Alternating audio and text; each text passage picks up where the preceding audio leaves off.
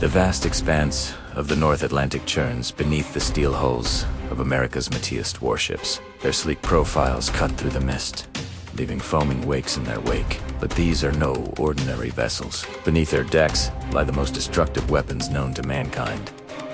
Nuclear warheads capable of unleashing Armageddon at the touch of a button. As dawn breaks, the fleet edges ever closer to Russian waters. Tension crackles through the air like static electricity. On the bridge of the flagship, Admiral Sarah Hawkins grips the railing, her knuckles white. She knows the stakes of this mission.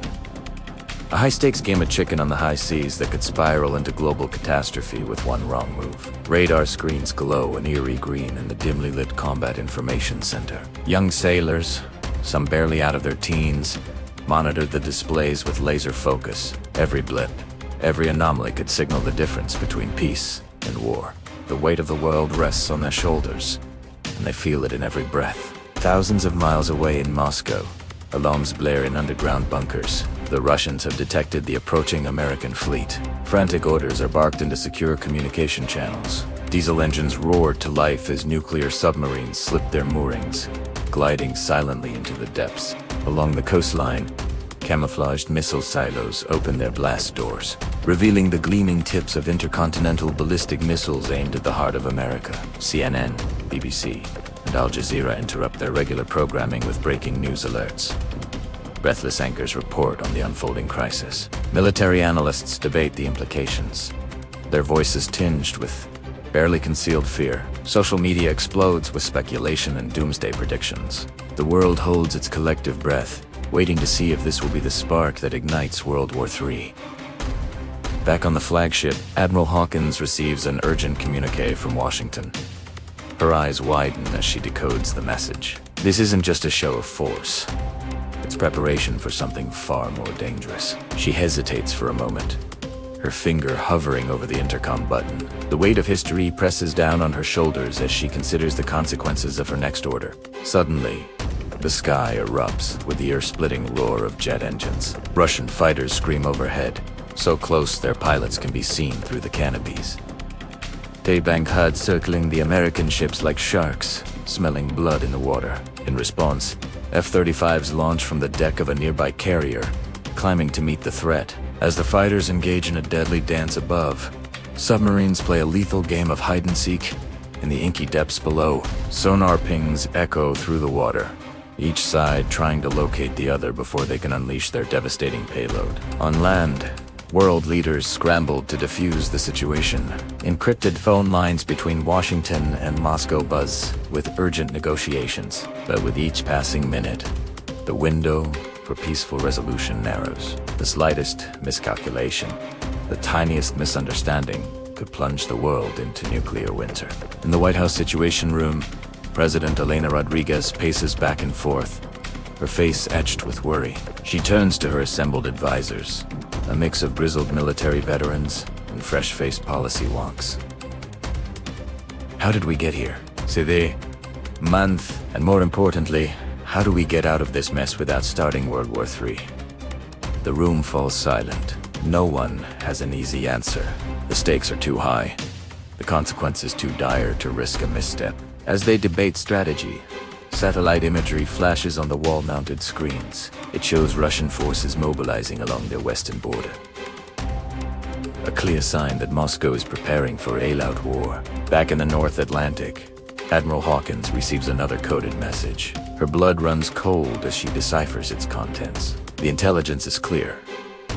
This isn't just about posturing anymore. Both sides are actively preparing for a first strike. The doomsday clock ticks ever closer to midnight. She turns to her executive officer, her voice steady despite the storm of emotions raging inside her. XO. Set condition. One throughout the fleet. I want every weapon system manned and ready. If this goes south, we need to be prepared to defend ourselves and strike back if necessary. The XO nods grimly, relaying the orders. Klaxons wailed throughout the ships as sailors rushed to battle stations. Missile hatches slide open, revealing rows of gleaming Tomahawk cruise missiles. In the bowels of the submarines, technicians arm their nuclear-tipped ballistic missiles, praying they'll never have to use them.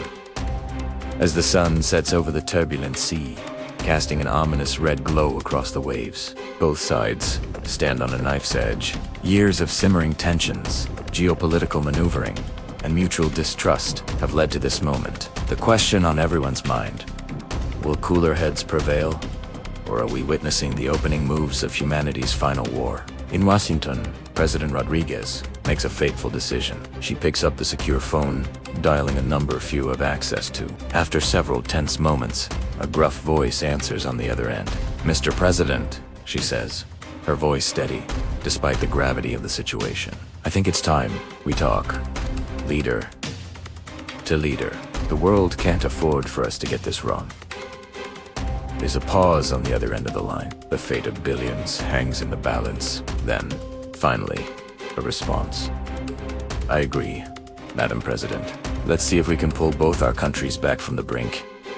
As diplomatic channels crackle to life, the warships continue their ominous dance. Fingers remain poised over launch buttons, muscles tense and ready to act at a moment's notice. The next few hours will determine whether humanity steps back from the precipice or plunges headlong into the abyss. In the CIC of the flagship, a young radar operator's eyes widen in alarm. "Ma'am," she calls out, a voice cracking with tension. Multiple fast-moving contacts approaching from the northeast. They're not responding to IFF challenges. Admiral Hawkins rushes to the console, her heart pounding.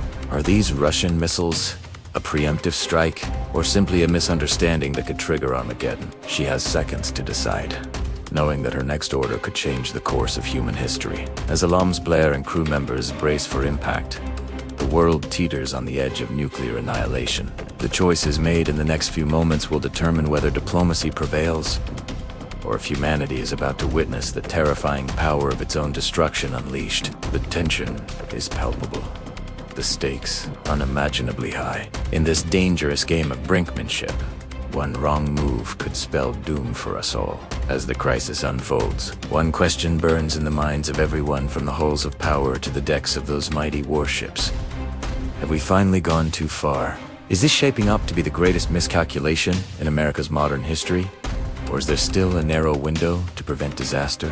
The question hangs heavy as uncertainty grows and consequences loom larger by the day. Across the globe, people hold their breath, watching events unfold with anxious eyes. Leaders debate, citizens worry, and analysts warn of the dangers that lie ahead. The atmosphere is charged with tension, as if the world itself is waiting for a verdict that has yet to be delivered. Every moment brings us closer to a decisive point. A zero hour where choices will either steer humanity away from catastrophe or lock us into a future defined by regret. The countdown continues, relentless and unforgiving, as the world waits, watches, and hopes for a chance at redemption before it is too late.